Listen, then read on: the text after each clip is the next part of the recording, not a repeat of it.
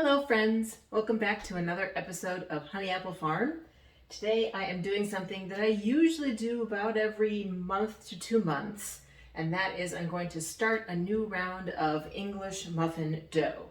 So I didn't really eat English muffins at all before a couple of years ago, and I can't remember now how I got onto them, but I was looking for something that would be a freezer. You could make it in bulk and you could put it in the freezer, and it would be easy to put in the toaster and thaw and put your peanut butter or honey or jam or whatever on. And I found this recipe on a site called biggerbolderbaking.com, and I will link to it in the description below. And it is fabulous, and I make usually about 3 dozen English muffins at a time, and they last in the freezer anywhere from a month to 2 months, depending on how actively I am snacking on them in the middle of the afternoon. So it's not a complicated recipe, but it does have several steps. So the first step is what we're going to be doing tonight, which is mixing up the dough. The dough then has to sit for 12 to 18 hours and ferment, basically.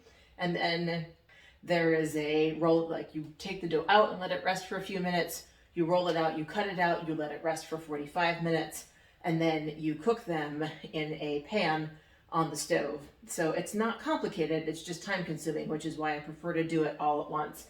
So I have not made any changes to the recipe except that I'm going to make a lot more than the recipe calls for. So the recipe calls for enough ingredients to make 6 to 8 English muffins, and I'm going to quintuple, I believe that is the correct verb, this recipe because I want to make about 3 dozen. It's a very simple recipe. It's flour, yeast, salt, milk, water, and butter.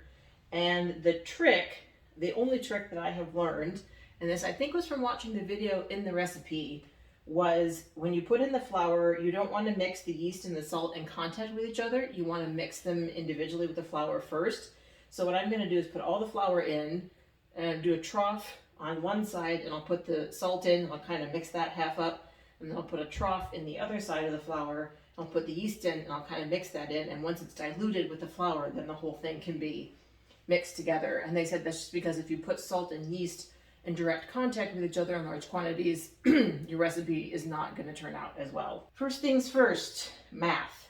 2.5 times 5 is 10, 12.5. We need 12.5 cups of flour.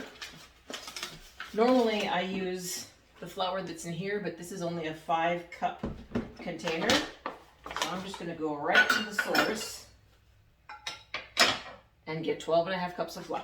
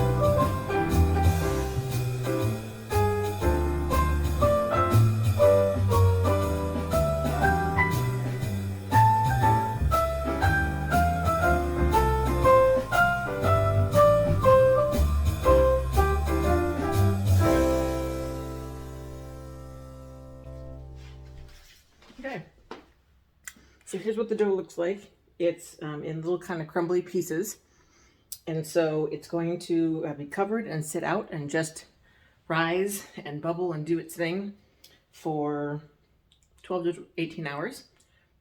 So I'm going to make batch number 2, and that will be it for this evening.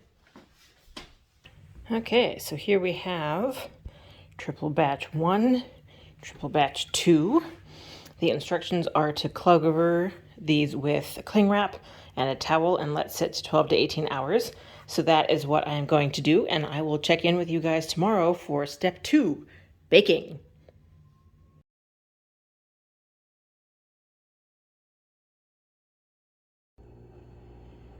And we're back. It's day 2, and this is what the dough looks like after having been set out for 23 hours.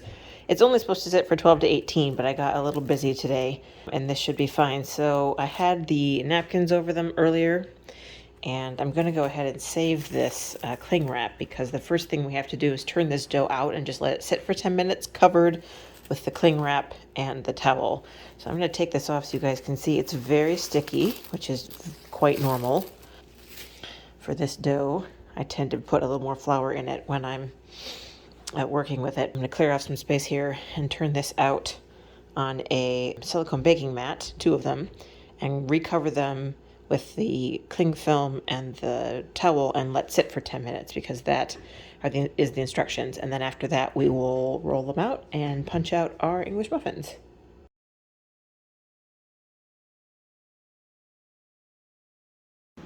Okay, we have happily and delightfully reached the last phase in the English muffin cooking process, and that is to actually cook them. There are a number of ways you can cook English muffins, depending on the recipe. This recipe calls for essentially like baking them / steaming them on the stove. There were some things that involved ovens. I have not tried those. This one is what works well for me. So what you need to do is cover them, though, to keep the steam in. So what I'm going to do is I'm going to heat up both these pans. I'm going to run them both at once, because the big pan, you can only put 3 in at a time. And since we have a lot of muffins, that would take a really long time. So I'm going to put 3 in the big one, 2 in the small one, I'm hoping. Can't touch each other, otherwise they'll grow together, and that defeats the purpose. So on this stove, it is 6 minutes on side A and 4 minutes. I'll flip them in 4 minutes on side B. So I'm going to let these heat up. This is what they look like covered, right? And then I actually ran out of cling film, so I used wax paper on these ones. You can tell they've sort of splooged together a little bit. Like here, I'm going to have to separate them. All right. I think these are warm enough to give this a go, so let's give this a go. I'm going to pull off, try to do this one-handed with the film in the other hand. These are very sticky. So, one there, one there. I'm trying to get the taller ones here because this is a taller pan.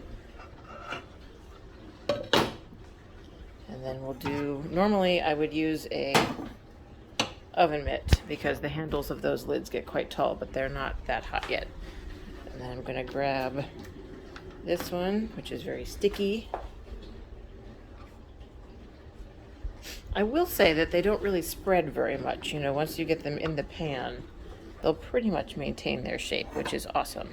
Check the recipe. This needs to be on 3 on this one, which is medium, I would say. It's halfway anyway. And we'll set the timer for 6 minutes, and away we go. There's batch 1, there's batch 2. Woohoo! In production. Okay, so here's batch 1 at the 6-minute mark. You can see they've gotten nice and steamy on the inside, which is exactly what we want them to be doing. So let's flip them over. Okay, so here's pan 2. Here, I'm going to take the top off pan 1. These are a little light, and that's because they're the first batch. Usually they're darker, so I'm going to leave, normally I do the second round for 4 minutes, but because this is the first batch, I'm going to put them on for 6 because the pans aren't quite as warm yet. So, that's what they look like mid-twist. We'll check in 6 minutes and see what they look like when they're done. Okay, and here is the first batch that's done. I flipped them back over to their first side. They should be nice and dark like this on the bottom, and the first batch that I did was kind of light. So these are looking really good, and I'm going to pull these off and put them on the cooling rack, and I'm going to do this about, 10 more times. So I will see you in 2 hours. Here we are about 3/4 of the way through. This is my mound of cooled English muffins, and then over here on the counter we have the soon-to-be cooled rack, and we have the just off the pan rack. So I've got one sheet left to go here. There's 2 batches here and a batch just started on the stove. So I'm going to go ahead and finish up here in the next hour or so. And what I'm going to do with these, most of these get frozen, so I'm going to cut them in half and I'm going to put them in freezer bags and label them. So I'll show you a little bit of what that looks like in a bit. Ta-da! English muffins are complete. We had a huge batch this time. There are 48 here in containers, and there were 50, but I quality controlled 2 of them when they came out. So this is the single biggest English muffin baking day I've done to date. It is very satisfying to see all of these bags neatly labeled with delicious food ready to go in the freezer, and I will enjoy these for the next couple of months. Peter's not a big English muffin fan, but I am. I love having these for afternoon snacks. So woohoo! We are all ready to go, and it is almost midnight, and I am freaking tired. So I'm going to sign off, y'all. Thanks for sticking around, and I will see you soon in my next video. Bye for now.